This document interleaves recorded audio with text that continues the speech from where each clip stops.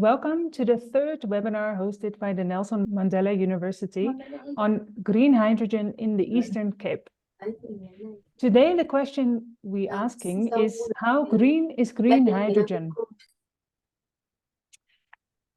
The place of green hydrogen in a climate-friendly energy mix in the Eastern Cape. This webinar is part of a series, and I see that some of you are back and have been attending already the previous webinars. And this series aims to provide a platform for stakeholders in the Eastern Cape and beyond to address key hydrogen themes. My name is Femke Brandt. I am from Beneficial Technologies, and I will be facilitating the session today. I would like to invite everybody to participate in the chat. You are very welcome to, at any time of the webinar, ask questions in the chat, or just post or share your thoughts, or maybe any insights or knowledge that you have about today's theme, which is the climate impacts of green hydrogen. Today we have two presentations. One is by the co-facilitator Ronald Wessel, who is also from Beneficial Technologies. And Ronald, if you can move to the next slide, please, then everybody can see the agenda for today. Ronald will give a presentation on the climate impact and benefits of green hydrogen. And he will provide an overview today of what claims are exactly being made and what questions are there about the climate impacts of green hydrogen.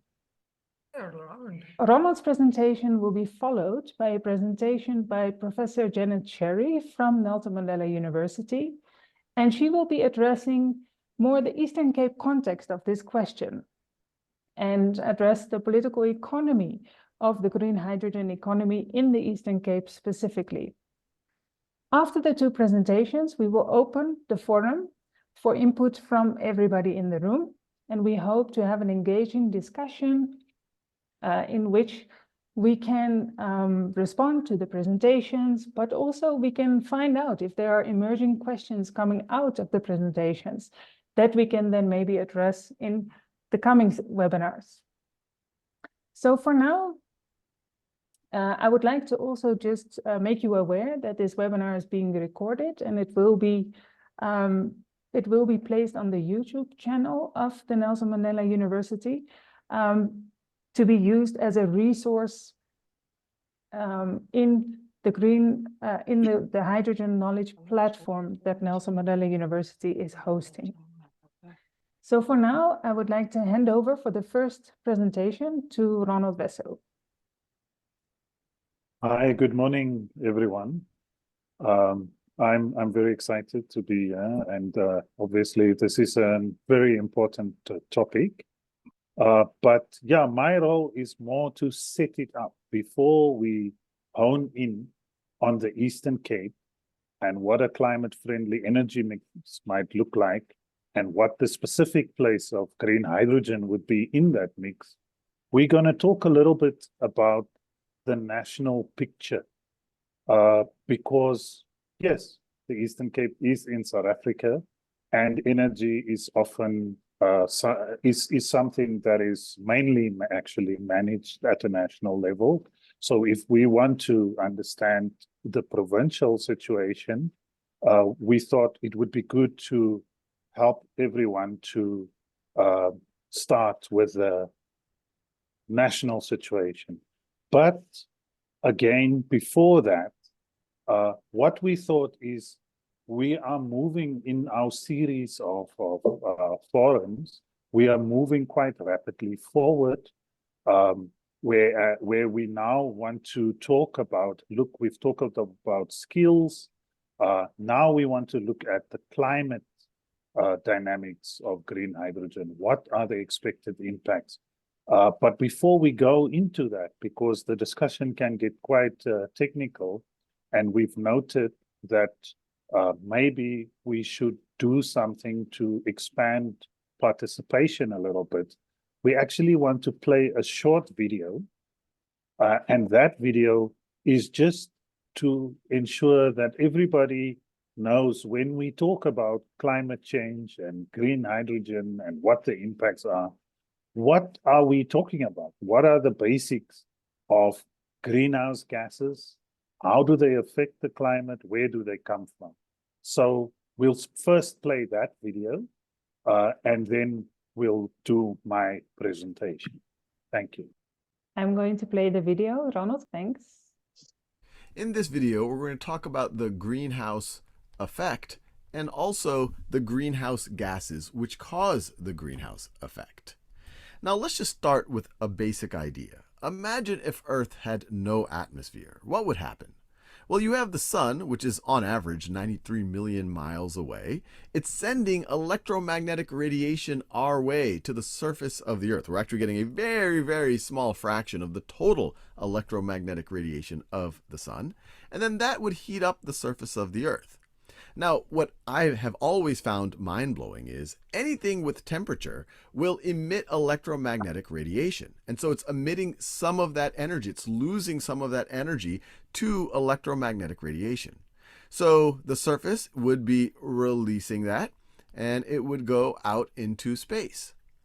But now let's introduce the idea of an atmosphere. And in particular, we're going to think about our lower atmosphere, which starts at the surface and goes up to about 5 to 9 miles in altitude, often known as the troposphere. Now, the troposphere has molecules in it, has gases in it, like carbon dioxide, like water vapor, like methane. Others include nitrous oxide and chlorofluorocarbons. You don't have to know the chemical formula of all of these things. But what's interesting about these gases that are in the lower atmosphere is that they can absorb some of those electromagnetic waves that the surface of the Earth is emitting. So some of that energy will make it out to space, but some of that energy will then be absorbed by these molecules, by these gases, and then they will emit some of that back to Earth. And so that's why it's called a greenhouse effect, because of all of that energy that might have been sent out to space if you didn't have an atmosphere.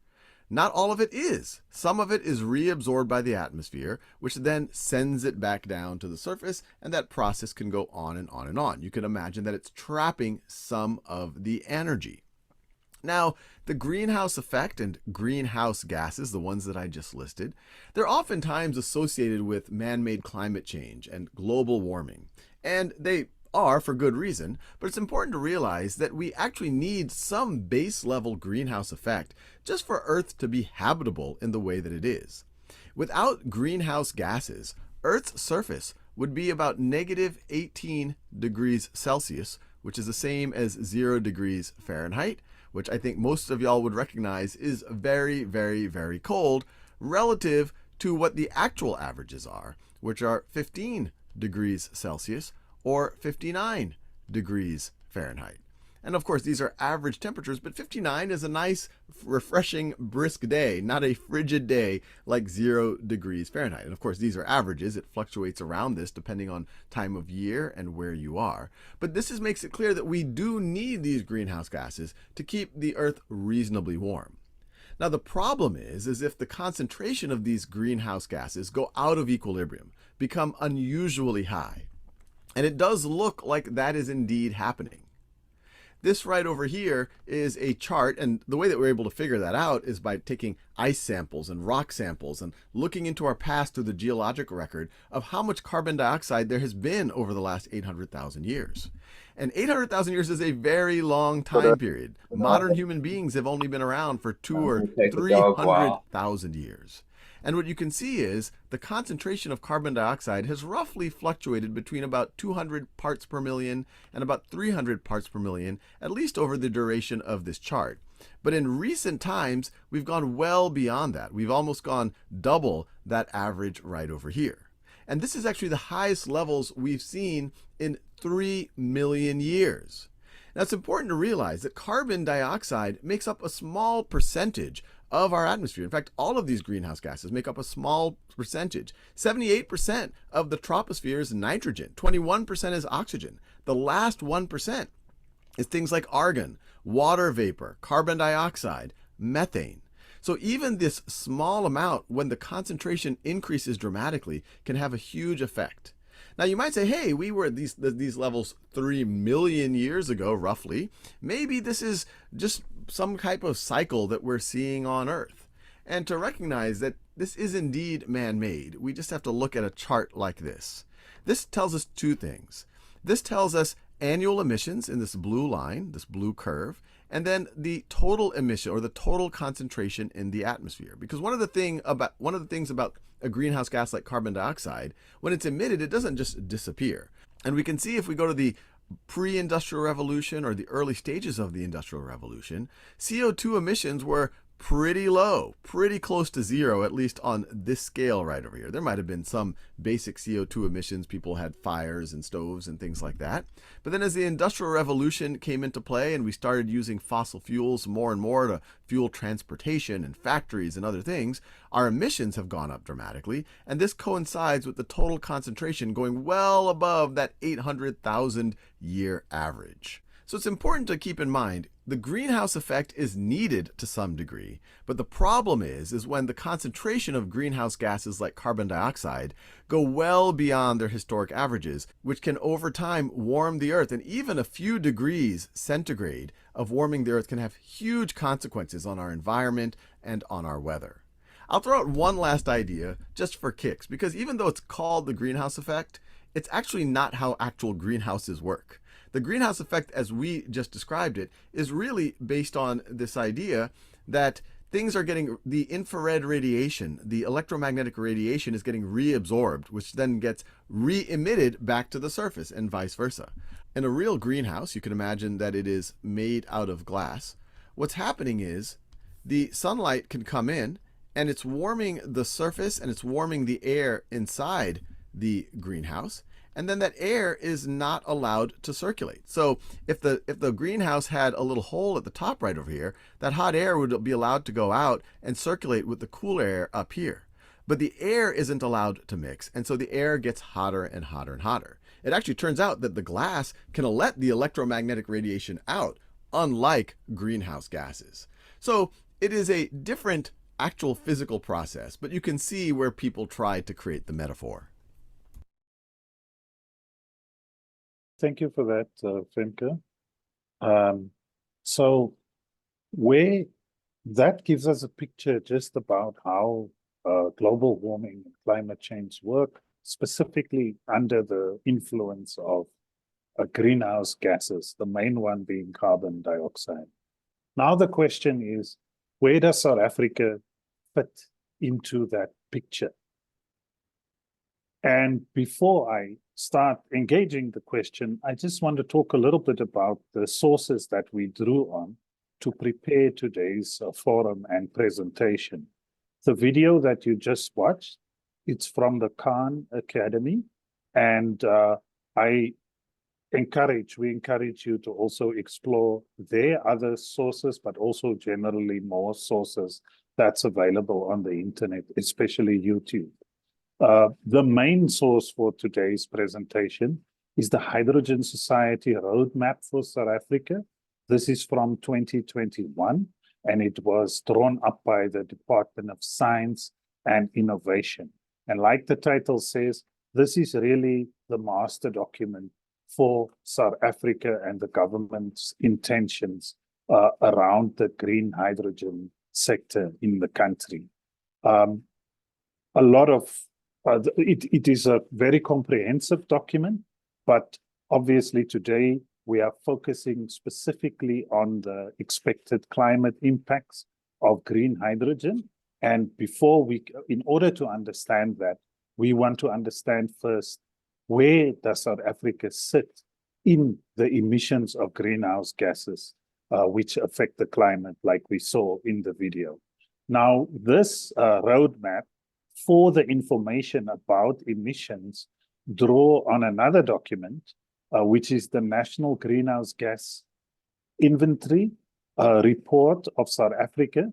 This is from 2017 and was prepared by the Department of Forestry, Fisheries, and the Environment. And our recommendation certainly is, if you're going to go into the question of emissions in the Hydrogen Society roadmap, then it will be much easier to do so, and it will be much clearer if you actually go to the source, which is the inventory report. So these are the main sources for what we are going to be talking about today from Bentech's side. Now, the first thing to understand, I think, is that South Africa is a very high emissions country or economy. It sits at number 14 in the world, which is actually remarkable if you think about the size of the economy relative to the rest of the world. For example, something that illustrates that, if you think about GDP, for every dollar of GDP that South Africa produces, it emits 1.4 kilotons of carbon dioxide equivalents. Now that means that figure is more than double the global average and more than double that of the G20 countries. So it is quite a high emissions country, simply because of the fact that for our energy, for our electricity, we rely primarily on coal. Now, what this slide shows is if we now say, okay, we are a very high emissions country, where does it come from? From which sectors of the economy do we see the most greenhouse gases released into the atmosphere? Now, the roadmap, it divides the economy up in 4 sectors: waste, number 1; number 2, agriculture, forestry, and land use chains; number 3, industrial processes and product use; and number 4, the energy sector. Now, you can see that the energy sector is the biggest one at 80.1. Now, the important thing about this is that most of that is taken up by the fact that we use coal for the production of electricity, and we'll talk a little bit more about that. But immediately that means that green hydrogen does not play a role there. It does not replace coal in electricity. It wouldn't make sense to use green hydrogen to generate electricity, because you have to generate renewable power first in order to produce green hydrogen. So this is the basic picture of what our emissions look like according to the roadmap and the inventory report.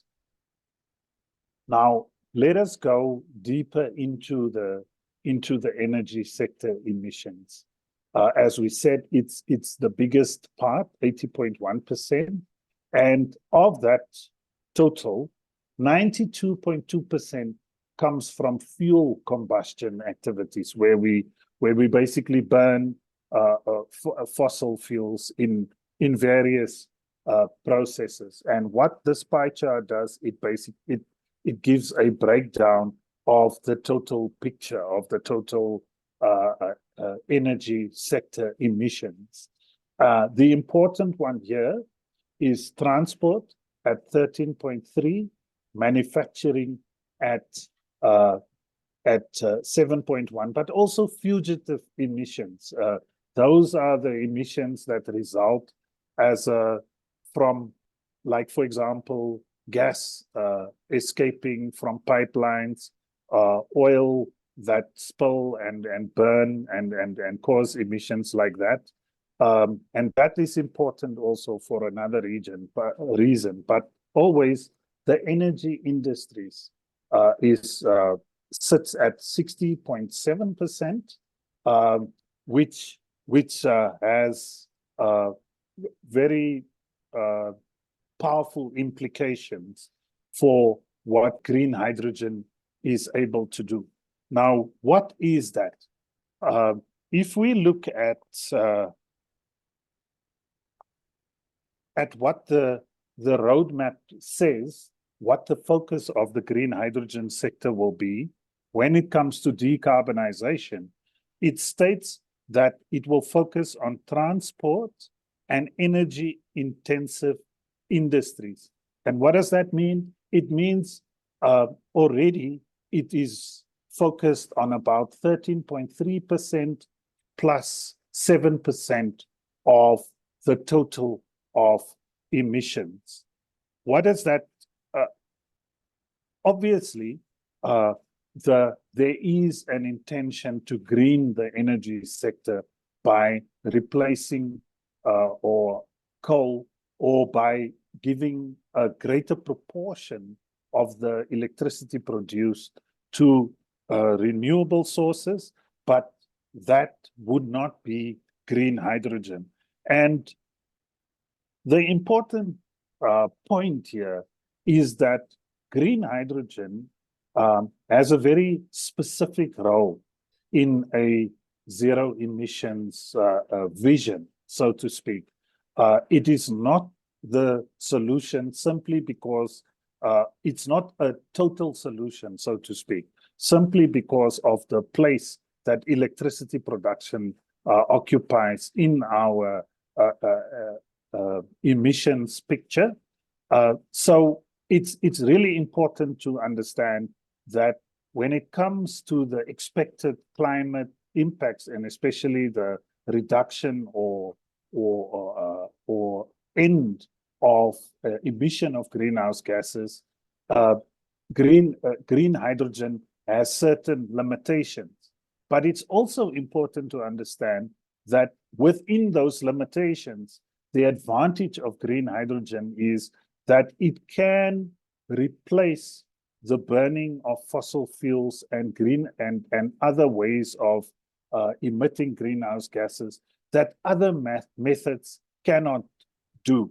Those are especially in the transport sector when it comes to shipping, for example, and large trucks and so on, where it's very difficult to use battery operated vehicles, and in certain manufacturing and industrial processes, especially with boilers, where it's also not practical to use batteries or electricity directly.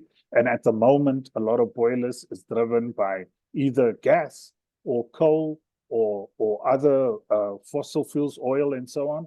That is where green hydrogen can make a contribution, but it will only be a contribution and it will not be the major one. The last, it will not be the major element in a strategy that can take us to zero emissions. Now, by way of conclusion, I just want to make a few points also that we need to keep in mind. The first one is, yes, green hydrogen has enormous potential to contribute to reducing greenhouse gas emissions and in that way combat climate change. But it is the claims and the expectation of that contribution apply to green hydrogen only. From previous discussions, we will remember there's a whole color spectrum of hydrogen, from gray to blue, green, turquoise, and it goes into more shades, even as the knowledge and production methods develop. But these claims and expectations of combating climate change are specific to green hydrogen. That's the first important point.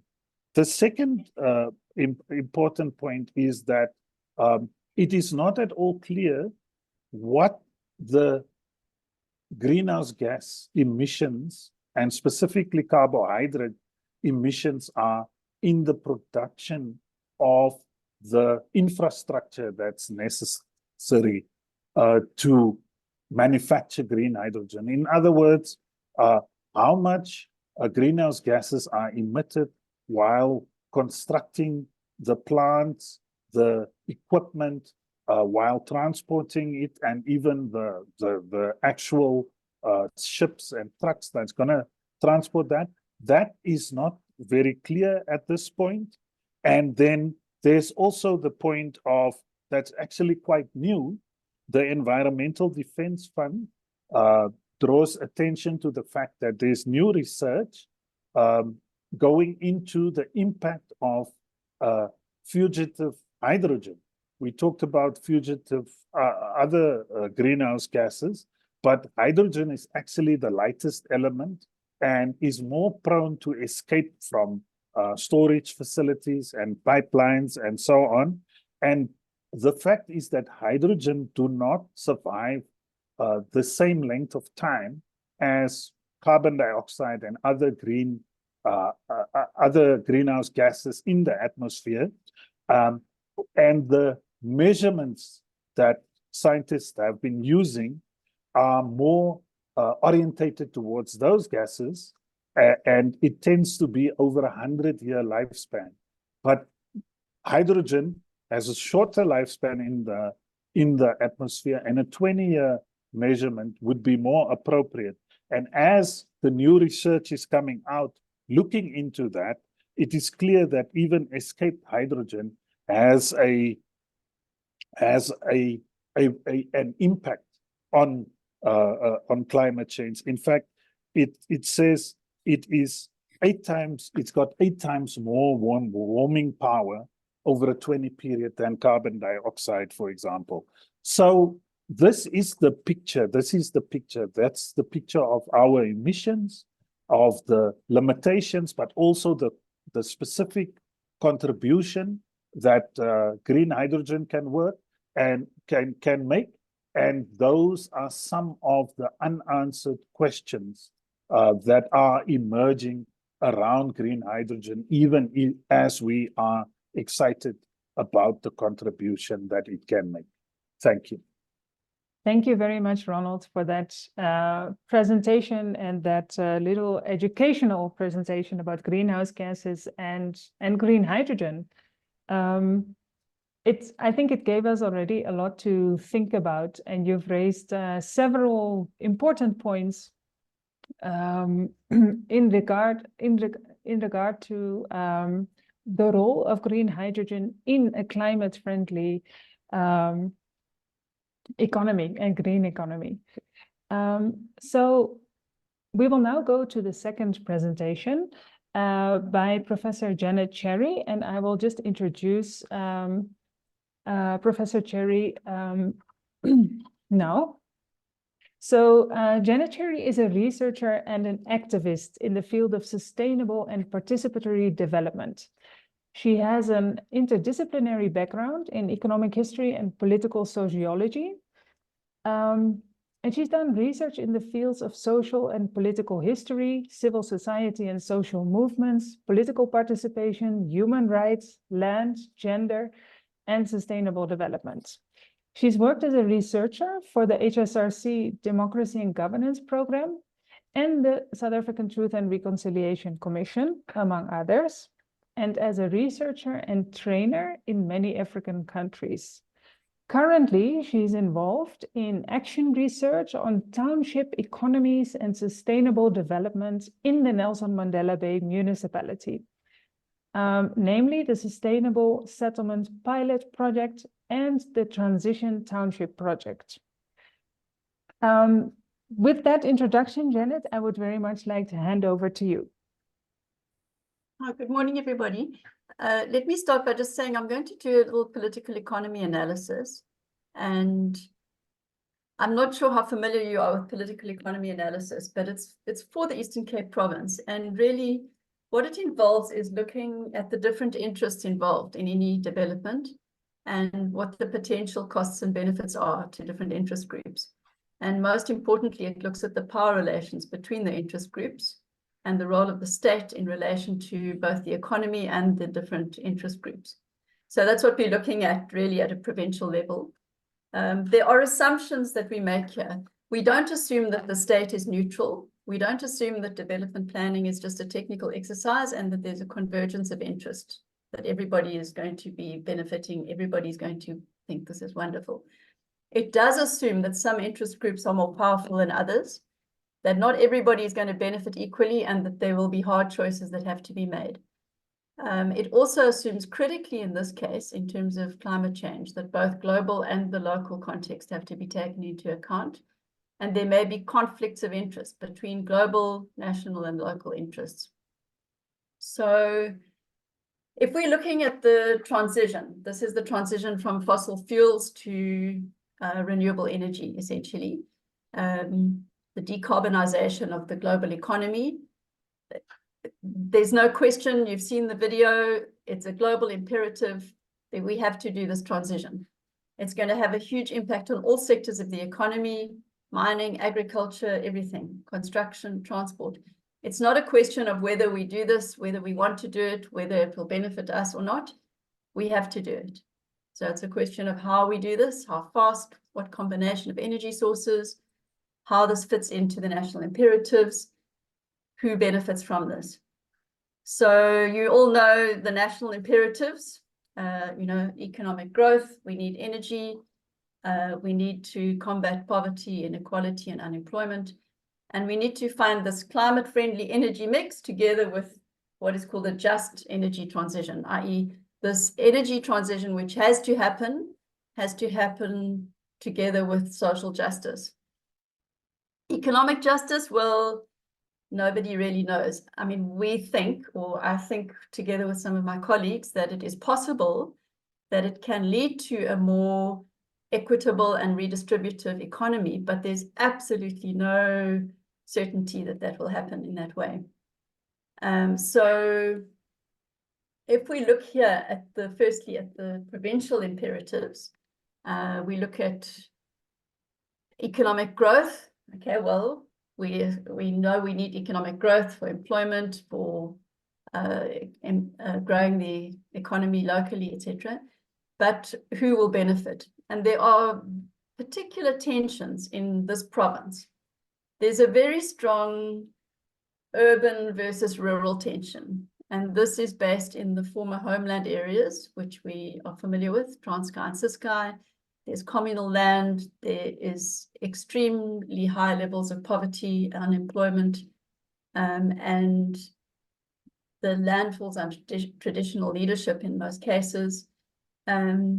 The development, the industrial development, happens at the hubs, which is the ports of Gqeberha, now the port of Ngqura, port of Port Elizabeth, and East London, Buffalo City, and the SEZs, special economic zones, which are set up, or industrial development zones set up around those industrial hubs.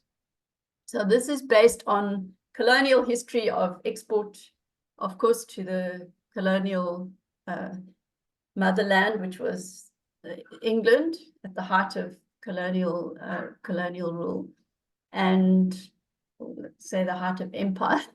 But subsequently, of course, we have industrial development, for example, the motor industry in Nelson Mandela Bay, which is really critical for the provincial economy, for the regional economy. And the situation of that auto industry in the regional and global economy is absolutely critical to our discussion.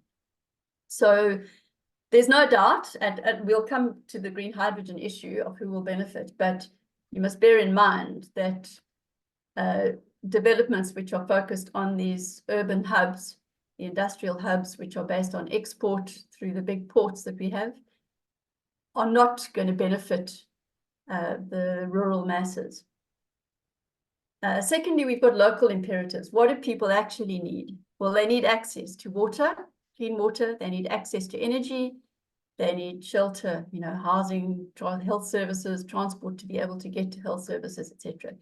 And more than that, they need some form of sustainable livelihoods. This doesn't have to be job creation in industry. It means some form of income or sustainable way of living. So this is what most people are struggling with in South Africa, in the Eastern Cape especially.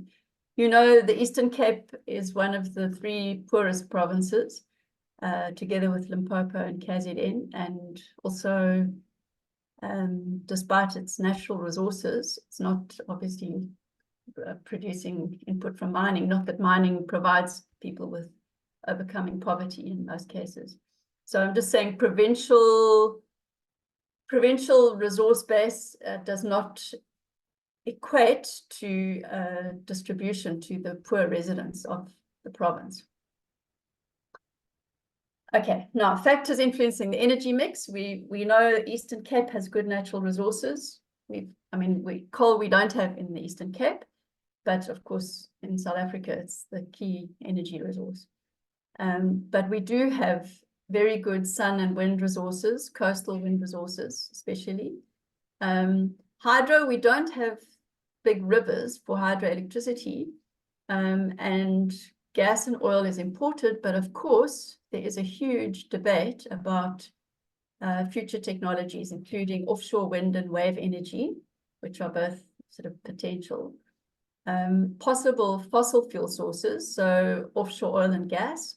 You know, the big debate about Shell doing seismic fracking on the coast of the Eastern Cape, and Karoo Basin shale gas, which both offshore oil and gas and shale gas have been called game changers for the Eastern Cape.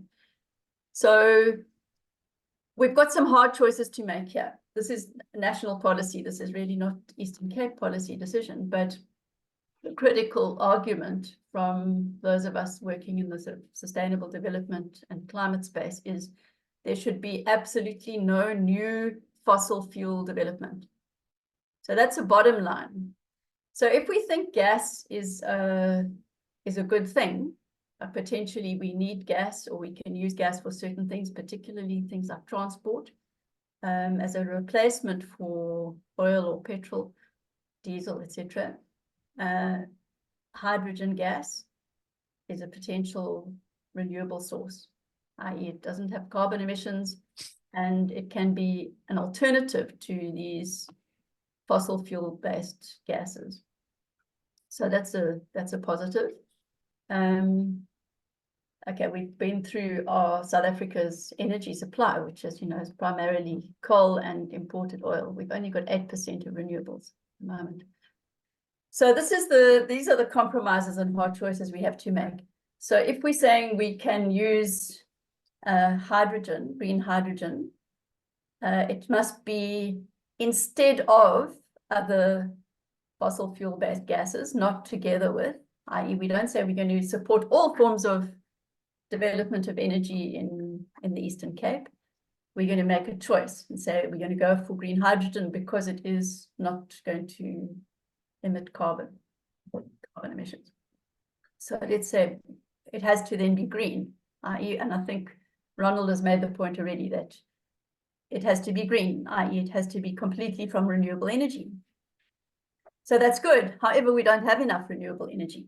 So there is a positive impact of this, that it can stimulate more investment in the renewable energy sector, in the renewable energy economy.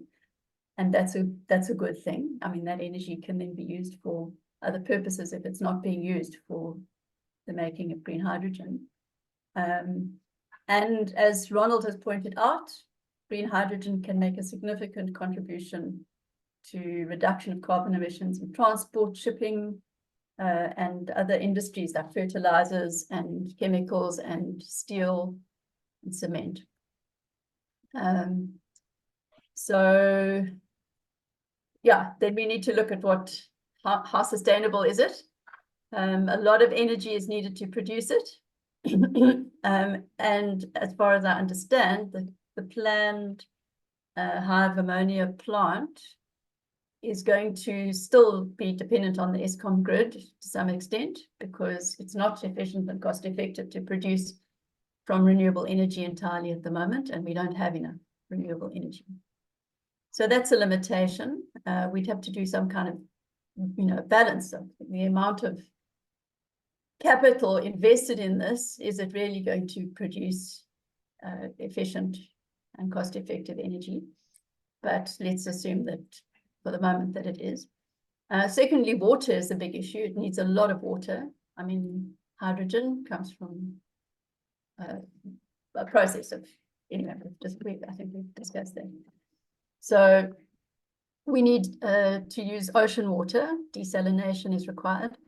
And there are serious concerns about the environmental costs of desalination on ocean sites where the brine, the salt water is released back into the ocean together with various chemicals, etc.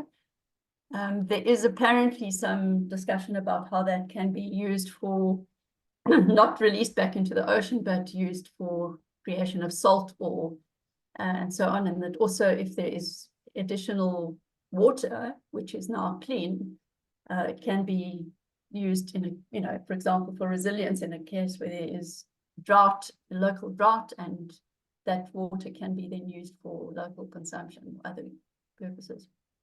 So there can be both costs and benefits of water, of using water. Of course, there isn't a sort of restriction on the amount of water if it's ocean water and it's being desalinated. And then the last point, which Ronald also pointed to, was that there is potentially a global heating effect, that hydrogen acts as an indirect greenhouse gas. I don't know the technicalities of this or how established it is. I just think we need to bear it in mind. So let's look very briefly at the auto industry. So there's a strong argument for green hydrogen if it can marry or synchronize with the transition in the auto industry and in the transport industry more broadly. So this means not only shipping, bunkering, boiler making, etc., but also the very critical thing of public transport, long distance freight transport. So it means hydrogen-based trucking, buses, and possible transition to electric vehicles, which can be even PV trams, electric trams, trains, etc. And some combination. I mean, I've got a sort of vision of Nelson Mandela Bay having a completely transformed public transport system where you have large public transport like trams and buses, which are a combination of green hydrogen and electric solar, renewable electric vehicles from renewable energy, and smaller PV solar driven little tuk-tuks or whatever, which can take people around, the townships or the suburbs in conjunction with these big transport nodes. And then freight transport being like these big trucks driven by green hydrogen, the ones which are bringing the manganese through. I won't go into manganese here, but it's another whole debate. But there are some serious concerns at the moment about the future of the auto industry here. And it's because of climate change and the pressure from Europe to implement CBAM, which is the Carbon Border Adjustment Mechanism. And what that essentially means is that they will only import products which are produced without using fossil fuel. So it means that our auto industry should transform to electric vehicles. But they're saying that there's not enough demand in the region for electric vehicles. So they're going to continue to produce internal combustion engine vehicles for the Southern African region, at least, or Sub-Saharan African region. Anyway, so without going into too much detail about that, there is a demand for steel, like green steel in the auto sector, in the transport sector. There's also a demand for other batteries and other parts of the value chain, which can be produced using green hydrogen. And there's a decline in certain things like catalytic converters. But I think we have to bear in mind that, the auto industry is central to the industrial economies. And that transition has to marry with the use of renewable energy. The second thing is about transport. Okay, we've talked a bit about trucks and shipping. We do have infrastructure in the ports, although the ports are not functioning optimally at the moment. So that will affect the confidence of investors in terms of export-driven products. and aviation fuel. I don't know anything about that. And then local industry, will it be useful in local industry? Well, potentially in fertilizers, in cement and steel. But actually, you'll hear from, this is a GIZ report from last year, really the focus is on ammonia for export and possibly green steel for export as well, and then some production of fertilizers, etc. The focus of this is export-led development. And we have to ask the question in political economy is who benefits? So in the short to medium term, this is for export markets. So this is the current situation. This is what this investment is for. So this is the decarbonization imperatives, including supply to export markets. It's not really for growing our local economy. Okay, so who benefits? Well, of course, the global reduction in carbon emissions is important, but remember, this is now sending this green hydrogen to Europe or wherever it's being sold for export. This doesn't form part of South Africa's nationally determined contribution because it's not reducing our carbon emissions. It's reducing the carbon emissions of those people who are using the green hydrogen in their processes. So the companies in the global north, they're going to make a big profit from this. They will also get carbon credits, and their countries will meet their nationally determined contributions. So that's good. Hive Energy is the parent company. It's a private company in the UK. They will certainly make a profit. And the companies that buy green hydrogen from Hive, well, they will benefit in the way that I've said. And the shipping companies, I think, will also benefit.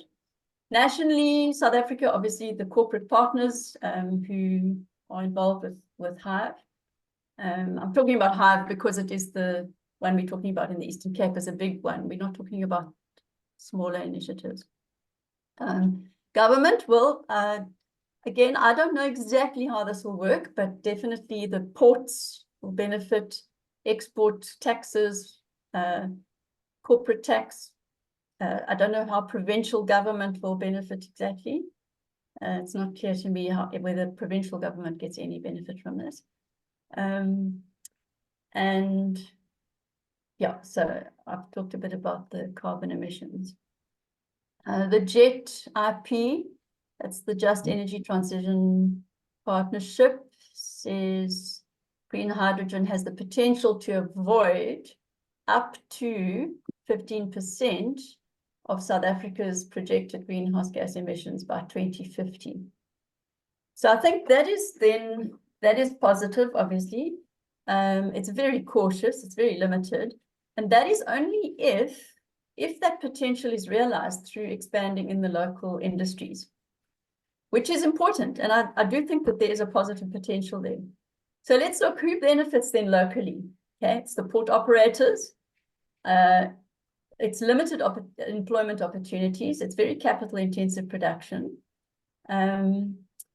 So skilled workers who may be laid off from other industries could be employed. And I think the argument has been made that we do have a basis of skilled workers in the province. There are possible local industrialization opportunities in the medium to long term. So, for example, talking about in the auto industry, retaining jobs which might otherwise be lost, and certain new industries which might be formed in Nelson Mandela and Buffalo City. And then who benefits broadly, provincially, it will be in Nelson Mandela Bay and Buffalo City. And this is really the urban working class. This is the people who are skilled but unemployed, and the potential is for some expansion of jobs. So this is the argument here. And they say there's the potential to add 3.6% to the GDP and around 370,000 jobs by 2050. And this is, yeah, what I've been talking about in terms of the adoption of the hydrogen and electric vehicles and green steel in the auto industry, and in the transport industry more broadly. So let's do a little quick summary. Short to medium-term benefits, limited benefit to the local economy. I can't see any benefit to the rural economy in the Eastern Cape, and a limited benefit in CO2 emission, because this is really for export. Who doesn't benefit? Well, the majority of rural poor in the Eastern Cape, the majority of unemployed people, at least in the short term. If there is a negative effect from the desalination plants, then it is possible that coastal communities or fishermen would be affected. So if, for example, fish populations are negatively affected by the emissions from desalination plants. But we won't go into too much detail about that, but it is something just to bear in mind, and requires careful monitoring. And then, of course, the alternative, which is that other renewable industries which may get less funding or less support or less incentives from government. However, I'm not too worried about that, because it looks like, because the green hydrogen requires so much renewable energy to make it, that there is a strong impetus to invest in that sector as well, which is a very good thing. The only question really is, would that investment have happened anyway? Would it have got more investment in wind or solar if it wasn't going into green hydrogen? And it's not really an either or, it's just a question of who the investors are, who is supporting these industries. And then, is there a cost to the taxpayer? So this is something I read from Groundworks, which is that loans to finance green hydrogen development that currently serves the needs of multinational corporations and export-related markets will unnecessarily burden South African taxpayers. So that's something to think about. And then the argument from Groundworks is that this is just continuing a pattern of extraction and exclusion that we've seen up until now. So the broad benefits are not apparent. There's a hierarchy of beneficiaries, and this is the hierarchy: global investors, national investors, the national fiscus, local industry, local residents, and lastly, rural communities. And the question is really about policy alternatives and decisions, like what will best achieve objectives of both sustainability and economic growth. And I don't see green hydrogen itself as resulting in any significant change in the economic structure in the Eastern Cape in terms of other forms of economic ownership or decentralized ownership or more equitable economic production. Unlike PV solar, for example, which has the potential to be decentralized and locally owned, which is another argument that we put forward. But I do think it has definite benefits in terms of agriculture and other industries, construction and transport and so on, if it is used locally. And I'm very much advocating local industrialization. And if it can be married into local value chains and benefit our local industries, then I think on balance, it is a good thing. So thanks. So that's my contribution. Thanks, Janet. Thank you. So we've heard two presentations on the place of green hydrogen in bringing down greenhouse gases in South Africa as a country.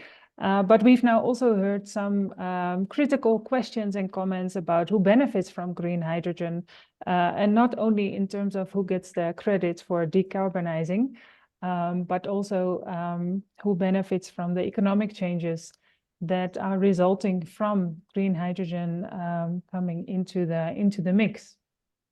We have very little time left for engagement, unfortunately. I think both the presentations gave us so much information and so much to think about that we can definitely follow up on also in the following webinars. So I would really like to ask, is there anyone who would like to speak and comment briefly on either of the two presentations on the place of green hydrogen in South Africa's climate friendly energy mix? Yes, Gary, go ahead. Thanks. I'll be very brief. Just 2 points. The first is that green hydrogen has a role to play in energy production in the sense that gas turbines can be converted to run off green hydrogen. So it has a role in because of the variability of renewable energy, it has a stabilizing factor there, and it can solve a lot of our diesel. So a lot of the money that we spend on diesel can be spent on green hydrogen rather as energy production in peak periods. So that's a component to consider. The other thing is that, Janet, I'm not sure if you're aware, but Hive has a carbon credit program running in Somerset East that looks at re-establishing elephant ear, what's it called, growth there, and they employ locally. So they're employing, I think, about 200 to 300 people. So the industry itself per se doesn't have a rural impact, but the accompanying projects do. And in this case, there's a very significant development in Somerset East. The desalination for Hive particularly is resolved through, they will sell their salt to Cerebos and the excess water to the city. So they solve that, but there is a threshold point. We can only eat so much salt, but there is a solution for that. So in the case of Hive, it won't go back into the sea, that we know for a fact. So there is ability of that. I'm not so much concerned about the export component. The auto industry too is mainly export driven. It needs a local base. The key thing about hydrogen in transport is whether it's a combustion mode in the engine or an electric cell. That's the key debate, but there's a lot of detail to that that we can't go into now. Shot, thanks for a great presentation. Thanks, everyone. Thank you, Gary. I see two more hands. I propose that we will give both hands a chance to speak briefly because it is 12 o'clock already. Dr. Maseromule, welcome back, and please unmute and speak. No, I'd just like to say, for me, both presentations were excellent. And I think for me, it was great to learn, especially the second presentation, which asked a lot of the queries, because that means that our communication needs to improve. And I think that's why I think the Eastern Cape hydrogen strategy will go a long way to assisting the province in understanding these issues. I just wanted to weigh in around the issue of inequality, gender equality and social inclusion. I think that hydrogen, even if we export most of the ammonia, green hydrogen offshore, what it happens is we create a local market for renewable technologies, which is something that we didn't have that was large enough with the Renewable Energy IPP program. The South African Renewable Energy Master Plan, which hasn't been published as of yet, I heard just through emails last week that the DMRE EXCO approved it.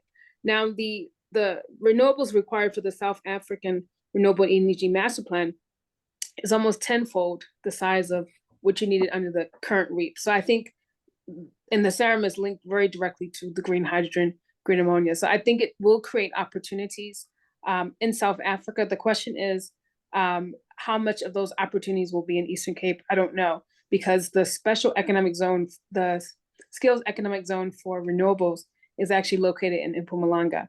But the one for electric vehicles, which includes fuel cell electric vehicles, is located in Eastern Cape. So I think conversations around the Eastern Cape skill employment zone, which will be for the whole entire country, should weigh into these conversations. Thank you so much. Thank you so much. Hlanganani, please go ahead. Oh, thank you very much. This is Hlanganani from Physics Department here I'm at the Center for HRTM. I recently applied for funding from NRF for a project in liquid hydrogen storage. But now I just have a simple question here. Usually we don't get funds for such project. Mostly people who get funding is in catalysis, fuel cells, but this is a steel project. Is there any local industry in hydrogen that funds maybe the researchers or young researchers in hydrogen storage, especially because hydrogen storage is very important? And if you look at countries like Korea, they invest a lot in hydrogen storage, which is important for transportation. I wonder if where are we as the country in South Africa in terms of hydrogen storage research? Thank you. Thank you so much for your question. Is there anyone in the room who would like to respond to the question about funding possibilities and support for hydrogen storage research and development? I see Gary is writing in the chat, Hlanganani, that hi, Francis Spekboom ticket carbon credit program in Somerset East that hires locally. Okay, Hlanganani, if no one is responding, we will definitely take up your question and see if we can find out an answer to your question and come back to you if that's okay. Thank you very much. I will remind you. Ronald, did you want to come in? Yes. Firstly, thank you everyone who made a contribution. All very interesting and valuable. I just want to say that in putting together the forum, we had to balance the available time for participation against actually sharing almost like the basic information to give more people the opportunity to participate. And I feel like, okay, in this session, we've lent more towards providing the information so that people can kind of follow the necessary steps to get to all of these discussions that becomes quite technical. And maybe we didn't leave a lot of time for participation. So I just want to ask people indulgence and patience with that, because I think maybe one of the sessions could just be a straightforward Q&A, where we just try and get as many people with knowledge and experience around hydrogen and green hydrogen in the room, and where we just give an opportunity to ask questions and people can share questions beforehand. Because I do know that maybe today there wasn't enough time for everyone to participate and ask questions. So that's all from my side. Thank you. Yes, Darryl. Thank you, Femke. Perhaps I can suggest that our next session that is planned for the end of July, since there will be a little bit of a break, that participants could share their questions with us. And then we can actually, have quite a lively discussion and debate towards the end of July, if that will work for all the participants. Thank you. Maybe people can just give a thumbs up or thumbs down if you think this is not a good idea, to have the next session, which is provisionally Tuesday, 30 July, a Q&A sessions where you can actually provide your questions beforehand already, and we will try and get the people in the room that can actually answer your questions. So if you could please post in the chat, yeah, I see thumbs up in the room, that's great. Or just respond in the chat, then we'll appreciate that very much. And I think then we've come to the end of this session. Thank you very much for participating, for listening, which is an important form of engagement. Also, like Ronald said, I hope that today you've really felt that you've learned something and felt sort of equipped to also look at the claims that are coming out and they're being presented critically and informed. That's really what the purpose is of this forum, so that we can have information and knowledge that can inform our thinking and decision making around green hydrogen. We very much hope to see you again on the 30th of July. For those who will be in academic recess, enjoy your little break. Then I'd like to close the session. Thanks for the encouragement in the chat also.